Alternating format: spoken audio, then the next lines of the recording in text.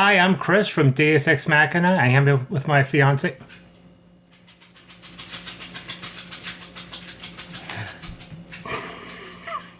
And I'm Dave from Rampant Wolf Games, not his fiance.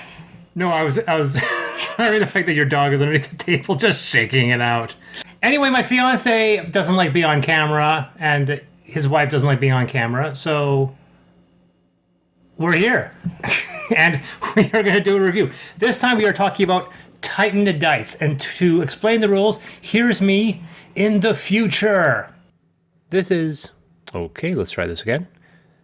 This is... Crap. This is Titan Dice. A relatively small box with a bunch of boards, cards, and custom dice. Each player receives a player board, 5 matching white dice. Dumping out all the contents was not a good idea. 5 matching white dice and 1 black bonus die. Each player also receives 3 wound tokens set aside and 1 of each token representing the 5 various creatures a player can capture. Each player receives an action card. Before play, advance all the creatures to level 1. By the way, these tokens are double-sided with illustrations instead of names on the alternate side. Go through these creature cards, removing any cards depending on player count. Lay them out according to type with cheaper cards at the top. The first player rolls his or her 5 dice. If your first roll shows any wound tokens, you may re-roll those at once. At this point, you can commit 1 action, spending any number of matching results. With 3 Kraken symbols, I could purchase the top Kraken creature card. The number of symbols equates the cost in dice or symbols acquired on your character board. The symbols on the cards also relate to the cost in activating the action later. This card would only cost 1 die, so that one gets shifted to spent dice, while the others remain in active dice. The other action I can do is spend these 3 symbols to advance the Kraken token along its slider. 3 symbols would place it in the cage, making it impossible for other players to reduce it. However, this would eliminate me from that current turn. Let's not do that for now. Player 2's turn, and I forgot that when player 1 rolled out 1 wound on the reroll, he acquired 1 wound token. If you acquire all 3, you are out for that turn. Okay, where were we? Player 2, reroll the wound. Okay, that sucks. In this case, let's use these 2 Chimera results to advance the Chimera slider up 2. This ends player 2's involvement this turn. Well, not really. He flips his action card to attack. He can no longer commit to actions, but he can now attack other players. Back to player 1. He can either re-roll his active dice, his spent dice, or all his dice. Hoping for another Kraken, I'll re-roll the spent die. Nope. But I will take this opportunity to activate my recently acquired creature card using a Kraken symbol to do so. In this case of this sabotage, I roll the bonus die and reduce the result from another player's slider. Bazinga. God, I hate that show. That card is no longer accessible this turn. Back to player 2, now in attack mode, he rolls his 5 dice, but this time he refers to his attack card, able to re-roll dice once. Wounds no longer affect you. We're looking to get 3 pair of anything. I'll take these 2 and reroll. With 3 Minotaurs, I get to activate this attack. Each rival player must discard any 1 die this turn from either active or spent. Back to player 1. Now with only 4 dice, he rolls all of them. Gains a wound. Eventually, he'll finally advance a slider and a new round will begin. Attack cards and creature cards are flipped over, the first player token advances to the next player, and the process repeats. So, to reiterate, as the printed rules are somewhat confusing, after rolling you can activate one of 3 actions: buy a card, use a card, or capture a beast, the latter ending your ability to use the other 2 actions that turn. The cost to purchase or activate a creature is the same, the cost on the card, but you can additionally use the symbols you acquired on your sliders. Although this may appear counterintuitive, the more expensive cards do possess relatively powerful abilities, like this one, which allows me to advance 2 of my other sliders. The endgame is triggered when one player finally cages 3 of his creatures. Finish that round, then individual players score. You get a point for every advanced position on the creature slider, so a fully caged animal is worth 4 points, as well as receiving points for each symbol found on acquired creature cards. Most points win. And that's, upside down, Titan Dice. There you go. So there we go. That's Titan Dice by Eagle-Gryphon Games. Eagle-Gryphon Games. And let's first talk about component quality. There's not many components to gauge quality on, but the dice are... The dice are... We have custom dice. We have, I think, a pretty high quality on the cards, the boards. They didn't need to have to do that. It has your favorite UV spot coating. UV spot coating, which I do believe you look forward to on every Kickstarter. Yep, every Kickstarter you go to. So spot UV, I'm in. Yep. I actually think the quality is quite nice when you get down to it. I mean, custom dice, they are thermal printed dice. The cards are pretty good. They're very shiny. They're very thick. There's good quality to them. People can see that in the video. So yeah, it's almost an overproduced game in my opinion, considering the rules. Yeah. It's one of those things where the box is small, the game isn't as much to speak of. So it's important to note that it is semi-abstract. You are playing as a nondescript person trying to capture these famous Titans. The mythological creatures from legend and yore. So there isn't much to it. It's pretty light. That being said, I won't criticize a game for not being terribly thematic. It has a theme. It's more than we can ask for compared to other games that are in its of the same ilk. Okay, well, the thing is, we're dancing around the way the mechanics look. I think we should just jump to final thoughts. Fair enough. Because this comes down to, because we've broken up final thoughts, but I think because I know you are going to rant while I drink some water. No. My rant basically is that... You ranted out from the last 3 or 4 I'm times ranted. So honestly, this game, it does an injustice to the word game. There's not much of a game in this box. I don't know what they were trying to achieve, other than, like I said, a filler game, but it is way overpriced for that. How much does it cost, by the way? Well, I paid, I think, $45 on Kickstarter for it. And that was US. So, for maybe it was lower, but still. That's Kickstarter for you. Yeah. When this thing hits retail, it's going to be $30. Yeah. And for what it is, the components to me are worth more than the game. Which is sad. Honestly, I think they spent more money on components than they did making sure this was a fun game, which is sad. And that's what I found most frustrating, was that when you're playing the game and you're constantly going back to the rulebook, which is poorly written, and you're trying to figure out what it is you're supposed to be doing, and there's even points where the rulebook contradicts itself by using the same term for different things in the game. And where someone would say, well, people are fallible, they make mistakes, etc., etc., etc. It's like, yes, but that is what proofreading is for, and that's why you should make sure that your rulebook is correct, because that is simple, that's high school stuff, man. Don't submit your report with, mistakes. Yeah, for me, this game flew out of my collection. It never made it to the coveted shelf. It ended up in the shelf of shame, then in the shelf of get the heck out of the house, and then it flew out of the house. So that's my fault. Into my collection, which is the reason why I came back to haunt you. Why is this back in the house? I'm sorry, I didn't mean to. He made me. All right, what's your final thoughts? It's not that bad. Oh, I knew it. Knew it. Okay, once again, I think because I watched the playthrough video before, now a couple of things. A, you're 100% right. This is not a $40 game. This is a $30 game. But the irony, of course, is that which version of Roll For It do you have? Do you have the $40 version? I do. I have the fancy. So the irony, of course, is that we both have the $40 version of Roll For It. But that's more fun. This is the $40 version. Okay, so because there's 2 games that this harkens back to that reminds me the most about it. One is Star Trek 5 Year Mission, which is a co-op. This is competitive, although this has a solo mode. There's that, and of course there's Roll For It. First of all, there's another game that I reviewed also on this channel that has to bring up, which is Stuffed. Stuffed wishes it was this good. And I'm not even saying this game is good, but Stuffed was even more simple.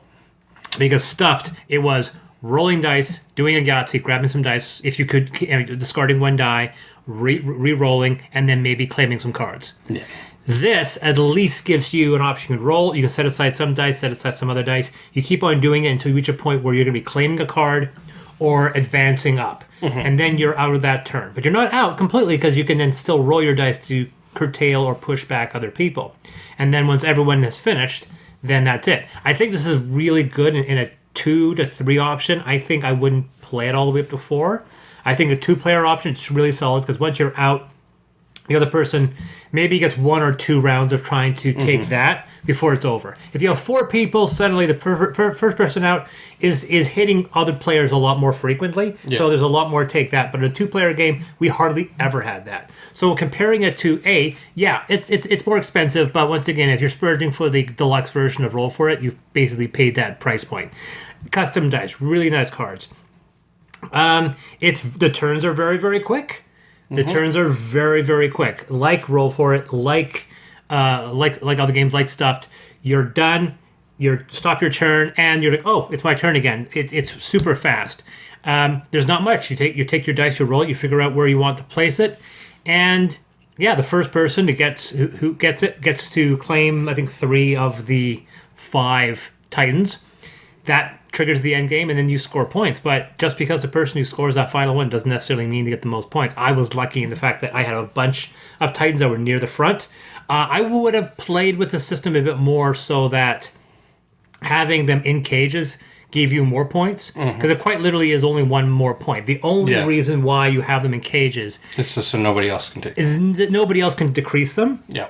And it also triggers the end game. Yeah. So it's almost like Azul, where you are almost more inclined to bring up all the others. So if you just bring 3 up to max and everything else is down to the base, you may still lose the game. Yeah.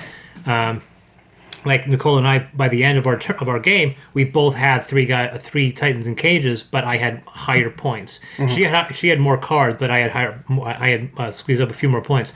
So she was a little frustrated because I was literally figuring the game out as we were playing. I said I wouldn't play this game to 4 players. I think 2 or 3. It is a filler game. It is very, very fast. Now, and see, that's going back to... I'll reopen my final thoughts on one thing in this one game. When it's a filler game and it's not that much of a game, there is no excuse for your manual to be bad. Yeah, the manual doesn't really clarify how things like so yeah, people have often said, and this is especially true in a couple of other games that we've reviewed and I reviewed, the fact that a bad manual will kill a game. Yeah. I think one of the reasons why a lot of people, Apocrypha isn't as successful as it is because everyone knows that the manual is awful. Yeah. And we were talking about a game that we will certainly review on a future date just to get it out of your system, which is Master of the Galaxy, which a lot of people have said that the manual is really, really bad. The manual here isn't great. They could have spent a bit more time working on it. The worst part, too, I think it's like, what, 8 pages? I was reading through Master of the Galaxy. I love the fact that all the images of all the game is just screen caps and Tabletopia. Yeah. I figured that out. Like, literally the first page, I was like, that's in Tabletopia. They're just screen capping Tabletopia. Like, that's pretty cheap. Anyway, go on. Yeah. No, it's just basically... That's my biggest qualm is, like, it's like an 8-page manual, but they couldn't manage to... Like, I'll give... No images either. It's flat. It's just... That's it. Yeah. Like, thankfully, it's one of those situations... This is a game that just needs, like, a 1-page... quick summary rules. Like, this game is super easy, folks. Here it is. Boom, boom, boom, boom. Here's the manual you can read if you want to know the details on certain things.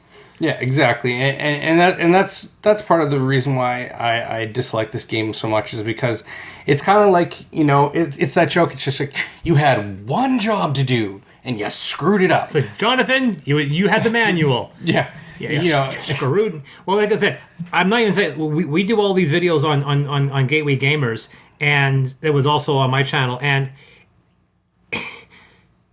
you would not stop talking about how much you dislike this game. I actually thought, when you talked about Titan Dice, it was this colossal $100 juggernaut that you would blow money on, full of miniatures, and then it was like the Walking Dead game that you hate so much. It's just like, oh my god, I spent so much money on this game, and look at it, and then you show me the box, and I was like, that's nothing.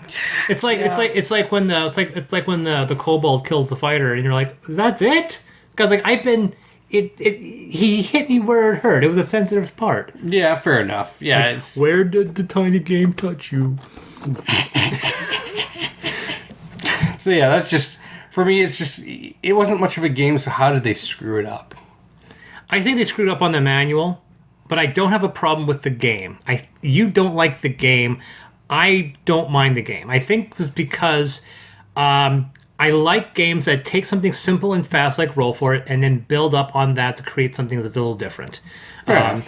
Searching 5-Year Mission is that, but with a little bit of a theme, and cooperative. Stuffed takes it and goes, that's fine. We'll just leave it the way it is and not do much. And I criticize him for that. This one at least tries to do something more. I like the fact that it has that Yahtzee mechanic. It has a little bit of take that, but it doesn't have to last very long, so it's not a huge problem. Yeah. The dice are pretty neat. You get to claim these cards. You get to flip over when you go from standard turns to defense. Yeah, I mean, this should be a $29, $30 game. It shouldn't be $44, right? The same right. People buy the cheap version of Roll For It. Yeah, exactly. So what's your score? And don't hold back. Out of 10. I'm docking 5 points for a bad manual. So -2. I'm going to give it 2.5. And docking the other 2.5 points just because I don't find it that fun a game.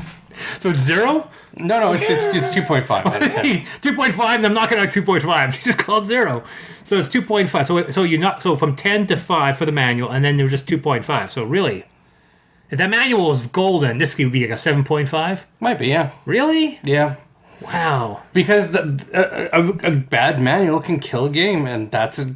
And the funny thing is, it was one of those things where, like we mentioned Apocrypha, we look at it, I look at it, I was like, I think there's a good game here, and it's one of those situations where there's a bad apple here, and it's one of those things is it, I don't know, a manual, as a game publisher, and you've done writing as well, we both know that it's just stressing when there's one bad apple in the nest, and this is one of those situations where a manual is that bad apple that ruins the whole thing.